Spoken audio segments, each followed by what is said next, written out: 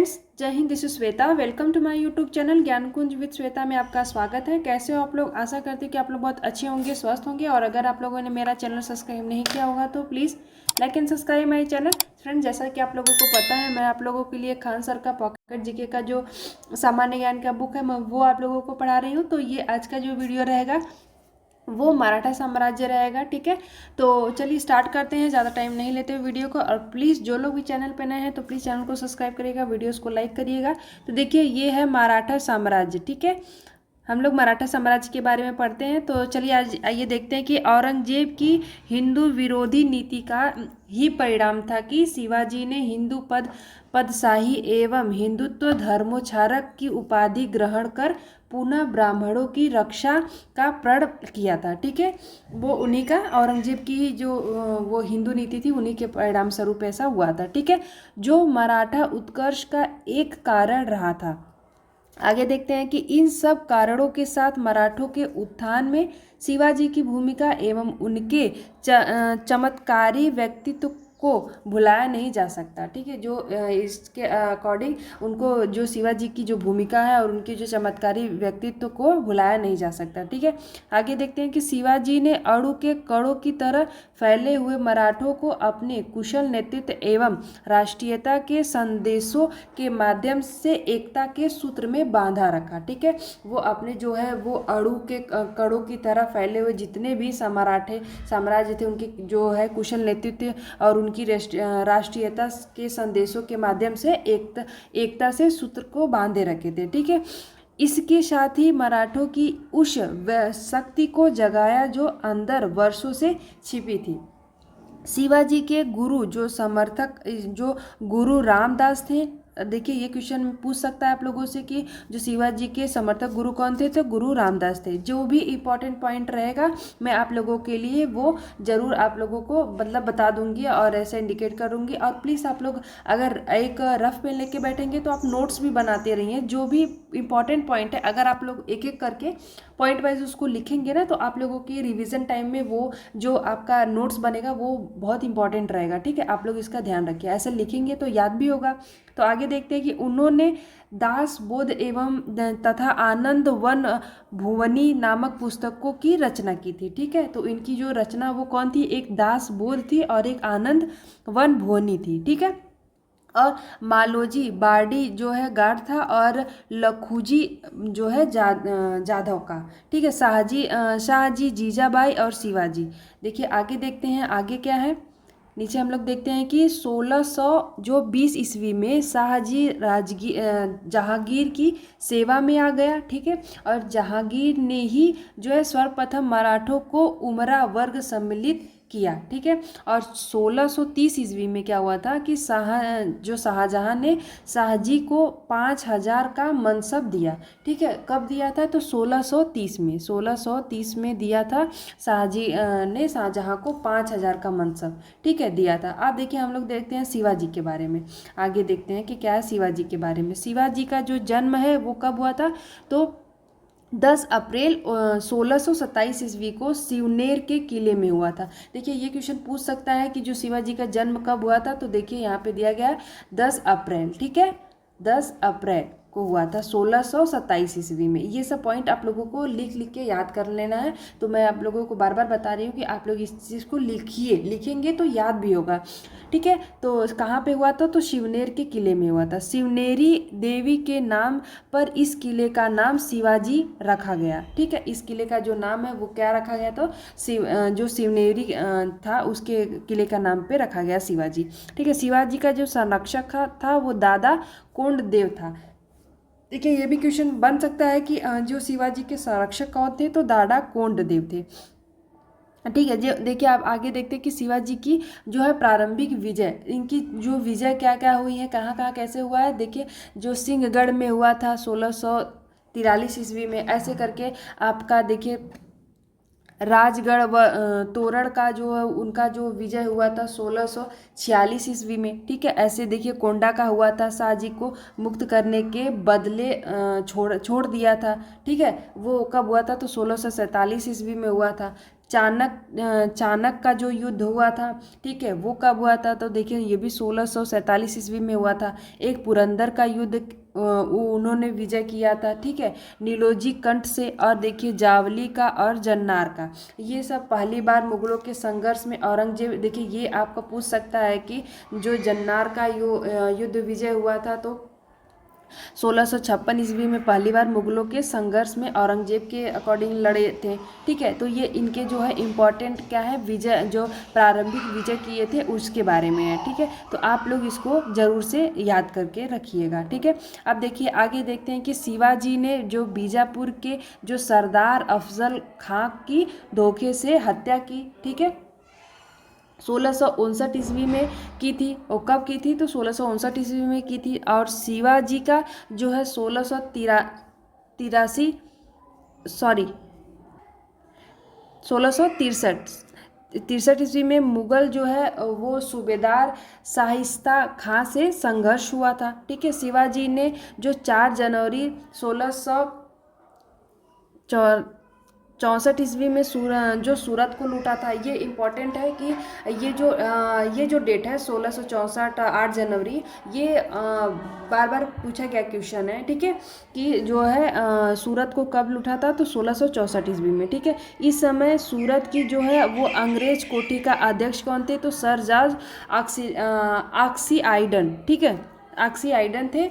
और देखिए शिवाजी और कछवाहा जो राजा जय सिंह के बीच जो है वो 22 जून 1665 ईस्वी को हुआ था, ठीक है।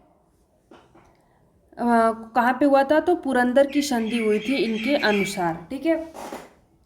पुरंदर की संधि कब हुई थी? तो 1665 ईस्वी में हुई थी। अब देखिए आगे देखते हैं कि शिवाजी को अपने 35 किलो में से 23 किले मुगलों को देने पड़े थे। देखिए शिवाजी के पास कितने किले थे? तो 35 किले। ये क्वेश्चन पूछ सकता है कि शिवाजी को अपने कितने जैसे किले जो मुगलों को देने पड़े थे? तो 23 किले जो है वो मुगलों को उन्होंने दिया था, ठीक है। आगे देखते हैं कि शिवाजी को मुगलों की ओर से युद्ध कर लड़ना पड़ा था, ठीक है। संभाजी को 5000 के मनसब के साथ मुगल सेवा में भेजना पड़ा। और पुरंदर की संधि के समय मनुची भी वहाँ पर उपस्थित था, ठीक है। दक्षिण के जो है वो सूबेदार मुअज्जम के माध्यम से शिवाजी और औरंगजेब के बीच जो है एक संधि हुई थी, ठीक।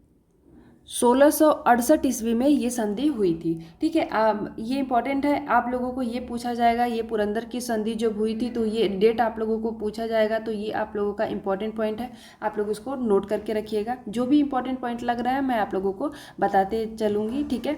आगे देखते हैं, आगे क्या है कि इनके अनुसार जो है औरंगजेब ने शिवाजी को राजा की उपाधि दी, ठीक है। किसके अकॉर्डिंग? तो औरंगजेब ने शिवाजी को क्या है, राजा की उपाधि दी थी। और गुरिल्ला युद्ध तरीकों की युद्ध शुरुआत जो है वो कौन? शिवाजी ने की थी। और देखिए मराठा साम्राज्य में ये जो गुरिल्ला युद्ध है वो बहुत ही इस तरीके के युद्ध उन्हीं लोगों को ज़्यादा आते थे जो मराठों के मराठा लोग थे, उन लोगों को गुरिल्ला युद्ध की नीति ज़्यादा आती थी, ठीक है। अब देखिए वाड़ी डिडोरी का युद्ध कब हुआ था? तो 1670 ईस्वी में मराठा तथा मुगल सेना के बीच हुआ, ठीक है। और 1671 ईस्वी में सल्लेहेर दुर्ग जीजा। और देखिए 1673 ईस्वी में पन्हाला जिला और बाबू खां से ये जैसे युद्ध हुआ था, ठीक है। शिवाजी का जो राज्याभिषेक कब हुआ था? तो 6 जून 1674 ईस्वी को रायगढ़ में हुआ था, ठीक है। ये भी इम्पॉर्टेंट पॉइंट है कि शिवाजी का पूछ दिया कि शिवाजी का राज्याभिषेक कब हुआ था तो और कहाँ हुआ था? तो रायगढ़ में हुआ था, ठीक है। और 1674 ईस्वी में हुआ था। काशी के पंडित जो है विश्वेश्वर भट्ट गंगा भट्ट ने किया था। ये भी आप लोगों को पॉइंट इम्पॉर्टेंट है कि उनका जो है वो राज्याभिषेक किसने कराया था? काशी के पंडित विश्वेश्वर भट्ट ने करवाया था, ठीक है। इस अवसर पर जो है हेनरी ऑक्साइडन उपस्थित था और राज्याभिषेक के अवसर पर शिवाजी ने अपनी दूसरी पत्नी जो है, उनकी दूसरी पत्नी कौन थी, तो सोयरा बाई को जो है राजमहिषी घोषित किया। ठीक है, सोने और तांबे के सिक्के जारी किए। शिवाजी ने कौन से जो है वो सोने और जो चांदी के सिक्के उन्होंने जारी किया था। और दूसरा राज्याभिषेक जो है वो 24 सितंबर 1674 ईस्वी को तांत्रिक विधि से निश्चल पूरी गोसाई ने किया। ठीक है, अष्ट प्रधान मंत्रिमंडल का संबंध जो है वो शिवाजी से था। तो ये भी क्वेश्चन आप लोगों को पूछ सकता है कि जो अष्ट प्रधान जो है मंत्रिमंडल वो किससे संबंधित था, तो शिवाजी से था। और अष्ट प्रधान जो है वो 8 मंत्रियों का क्या था, समूह था। ठीक है, आगे देखते हैं आगे के पॉइंट में क्या दिया गया है। और प्लीज़ जो लोग भी मेरे चैनल पे नए हैं तो प्लीज़ चैनल को सब्सक्राइब करिएगा, क्योंकि आप लोगों को ऐसे ही ये जो मैं आप लोग बीच में थोड़ा सा ये वीडियो आना बंद हो गया था, एक्चुअली थोड़ी मेरी तबीयत ठीक नहीं थी, लेकिन अब ये कंटिन्यू आप लोगों को वीडियो आते रहेंगे। तो आप लोगों का कंप्लीट ये जो मैं आप लोगों की हिस्ट्री करवा रही हूँ, और ऐसे ही ये हिस्ट्री कंप्लीट हो जाएगा तो मैं आप लोगों को पॉकेट जीके का खान सर का जो है वो जियोग्राफी का और सारी चीज़ों का मैं आप लोगों को धीरे धीरे रीड करवा दूंगी। ठीक है, पढ़ा दूंगी। तो आगे देखिए, आगे पॉइंट में क्या दिया गया है कि राइज ऑफ मराठा पुस्तक के लेखक कौन थे, MG रानाडे। ठीक है, ये इंपॉर्टेंट पॉइंट है। देखिए, ये पुस्तक अगर पूछ दे कि राइज ऑफ मराठा किसकी लेखक है, इसके लेखक कौन है, तो MG जो है रानाडे थे। और चौथे एवं सरदेशमुखी कर शिवाजी ने लगाया था। ठीक है, चौथ और जो सरदेशमुखी कर है वो किसने लगाया था, तो शिवाजी ने लगाया था। ठीक है, जिंजी विजय जो है हुआ था वो शिवाजी की अंतिम विजय थी। ठीक है, 1678 ईस्वी में जो हुई थी। ठीक है, और शिवाजी की मृत्यु जो देखिए कब हुई थी, तो 3 अप्रैल 1680 ईस्वी को हुई। ठीक है, इनका जो शिवाजी का जो मृत्यु हुआ था वो कब हुआ था, ये भी इम्पोर्टेंट पॉइंट है आप लोगों के लिए। तो 1680 ईस्वी में हुआ था जो है 3 अप्रैल को। और इनका जो है अंतिम संस्कार जो है सोयराबाई से उत्पन्न पुत्र जो है राजा राम ने किया था। इनका जो है जो अंतिम संस्कार किए थे। ठीक है, और शिवाजी देखिए आगे पॉइंट में देखते हैं कि शिवाजी की मृत्यु के समय जो है संभाजी पन्हाला के किले में कैद था। ठीक है, उस टाइम में जब इनकी मृत्यु हुई थी तो संभाजी कौन वो किले में वो कैद हुए थे। ठीक है, और शिवाजी की जो पत्नी है पुतली बाई, इनकी मृत्यु के बाद सती हुई थी। और रायगढ़ किले का निर्माण जो है वो तोरण के किले के पास हुआ था। और शिवाजी ने मुगलों को सलहर के युद्ध जो है 1659 ईस्वी में हराया था। ठीक है, और शिवाजी का देखिए प्रशासन क्या है आगे हम लोग पढ़ते हैं। और ये सब जो है वो इम्पोर्टेंट पार्ट है। इनकी मृत्यु कब हुई थी और इनके अंतिम संस्कार कौन किए थे, तो राजा राम ने किया था। ठीक है, जो भी इंपॉर्टेंट पॉइंट है आप लोग प्लीज़ नोट डाउन करते रहिएगा। और देखिए आगे देखते हैं कि शिवाजी की जो है वो मंत्री परिषद को अष्ट प्रधान कहा जाता था। ठीक है, आप ये क्वेश्चन पूछ सकता है कि जो शिवाजी के मंत्री परिषद को क्या कहा जाता था, तो अष्ट प्रधान कहा जाता था। ठीक है, देखिए पेशवा राज्य के जो है शासन की देखभाल करना उसको क्या कहते थे, तो वो उसको पेशवा कहा जाता था। ये आपको पूछ सकता है, ये पॉइंट देखिए कि राज्य के शासन के की देखभाल करने को उसके क्या कहा जाता था उस टाइम में उन लोगों को, तो पेशवा कहा जाता था। ठीक है, अमाव्य देखिए ये मंसूब आदार है, ये अर्थ मंत्री थे। ठीक है, उस टाइम में कौन थे, तो रामचंद्र पंत थे। और देखिए मंत्री के जो है उसको क्या कहा जाता था, दरबारी लेखक जो है उसको मंत्री कहा जाता था। गुप्तचर एवं सूचना जो विभाग का प्रमुख था।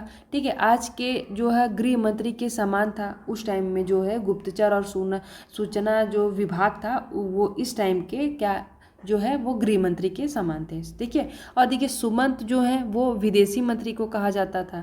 सेनापति को क्या देखिए सैन्य विभाग का प्रमुख होते थे सेनापति। न्यायाधीश तो जो थे वो दीवानी एवं फौजदारी मुकदमों का जो है निर्णय करते थे। और देखिए सचिव कौन थे, तो वो पत्राचार और विभाग का प्रमुख थे। ठीक है, पंडित राव जो है वो धार्मिक मामलों के में राजा का सलाहकार थे। पंडित राव जो है ऐसे इन लोगों का जो है वो प्रशासन था और इस नाम से उन लोगों को जाना जाता था। अब आगे देखते हैं कि सेनापति को छोड़कर बाकी 7 जो है वो मंत्री ब्राह्मण होते थे। ठीक है, जो सेनापति होते थे उनको छोड़ करके बाकी जो 7 जो है वो क्या थे, तो मंत्री ब्राह्मण होते थे। आगे पॉइंट में देखते हैं कि जो शिवाजी ने किसी भी मंत्री के पद को आनुवंशिक नहीं होने दिया था। जैसे कहने का मतलब है कि कोई भी मंत्री है, अगर वो मर गया तो उसका बेटा मंत्री बनेगा या फिर उनके बाद उनका बेटा बनेगा, तो ऐसा कोई आनुवंशिक जो है वो पद नहीं ऐसा किए थे, ठीक है, होने नहीं दिए थे। प्रांत जो है महाल क्या तरफ और गांव जो है वो क्या कहते थे, तो पटेल या फिर पाटिल, ठीक है। शिवाजी ने अन्ना जी दत्तो के नेतृत्व में भूमि की विस्तृत नाप करवाई, ठीक है। प्रारंभ में भूमिकर भाग था, ठीक है, बाद में इसे बढ़ाकर भाग क्या 40% कर दिया गया, ठीक है। शिवाजी जमींदारी प्रथा तथा मोकासा जागीर प्रथा को समाप्त नहीं कर पाया। मराठा कराधान प्रणाली में चौथ और सरदेशमुखी 2 कर महत्वपूर्ण थे, ठीक है। चौथ और सरदेशमुखी पद ये कर किसने लगाया था, तो शिवाजी ने ही लगाया था। आगे आप लोग पीछे पढ़े भी थे, ठीक है। आप देखते हैं चौथ क्या है कि विजित राज्य के क्षेत्रों में उपज का जो 1/4 भाग वसूल किया जाता था। यह एक सैन्य कर था जो तीसरी शक्ति के आक्रमण से सुरक्षा प्रदान करने के लिए वसूला जाता था। इसको हम क्या कहते थे, इसको हम लोग चौथ कहते थे, जो 1/4 भाग का था, ठीक है।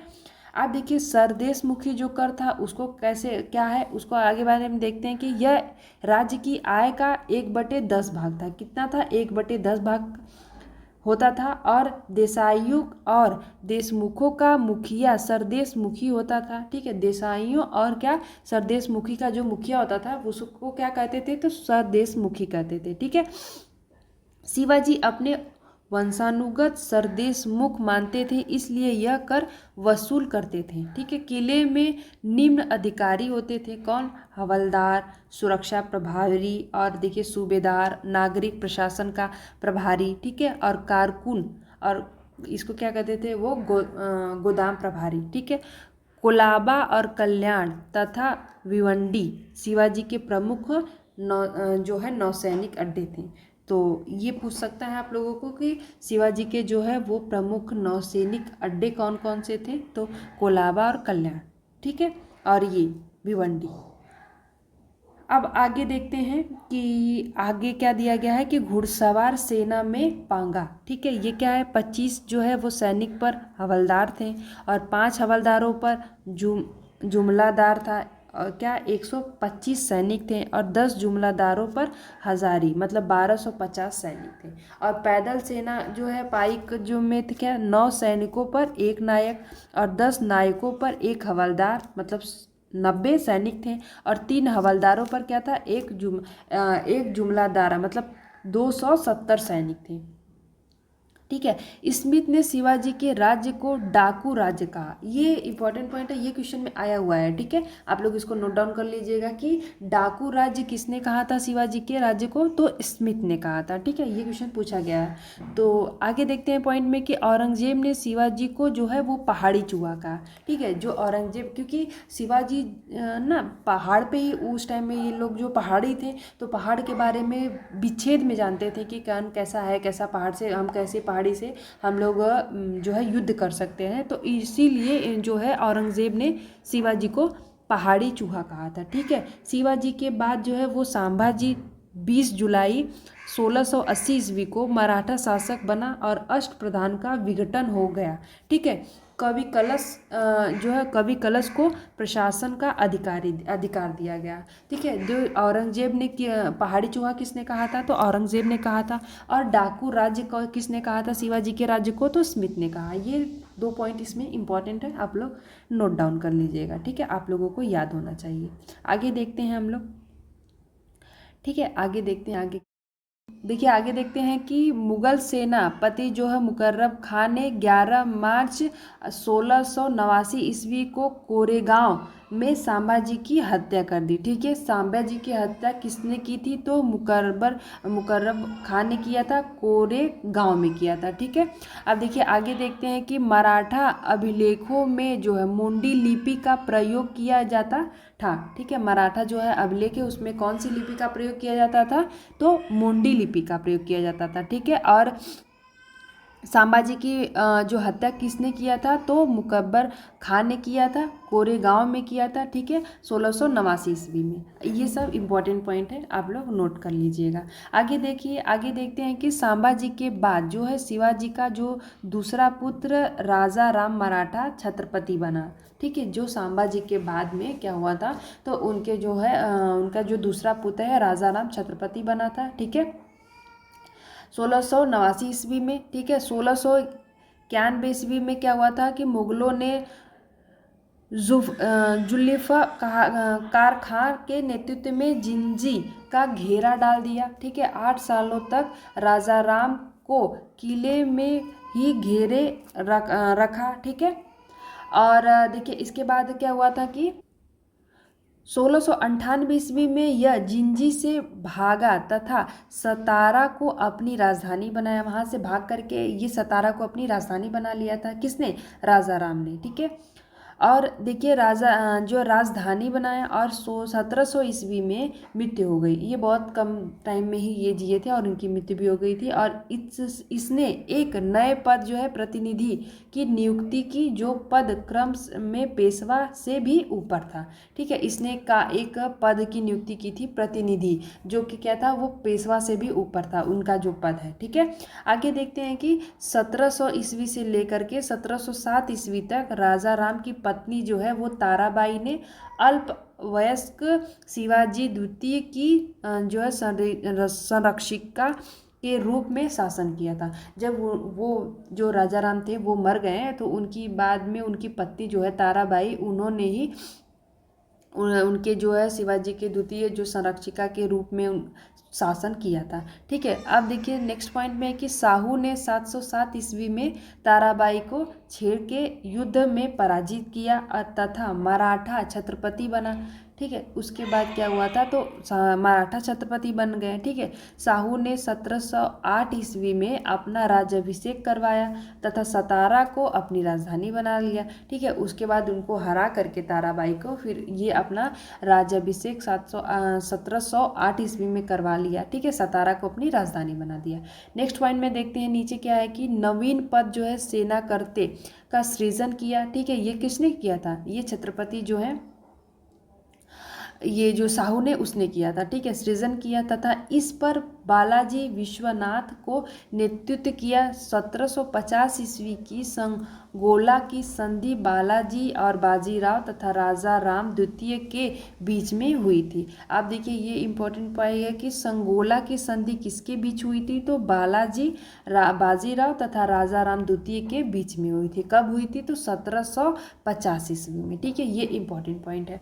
अब देखिए नीचे देखते हैं कि इस संधि से मराठा संगठन का जो है वास्तविक नेता जो है वो पेशवा बन गया, ठीक है। अब बसीन बसई की संधि कब हुई थी, तो 1802 में हुई थी। पूना के मराठा बाजीराव द्वितीय और अंग्रेजों के मध्य में हुई थी। अब ये जितने भी संधियां हैं, ये और ये और ये आप लोगों को संधि याद होनी चाहिए, ठीक है। जितनी भी संधियां हैं आप लोगों को ये होना चाहिए, क्योंकि ये क्वेश्चन में आता है। अब देखिए ये तो हो गया जो बसीन की संधि हुई थी 1802 में, पूना के मराठा बाजीराव द्वितीय और अंग्रेजों के मध्य में हुई थी। और देखिए नेक्स्ट संधि है क्या, कि सालबाई संधि, ठीक है। सालबाई संधि जो है वो 1782 ईस्वी में हुआ था, मराठा और अंग्रेजों के मध्य में हुआ था, ठीक है।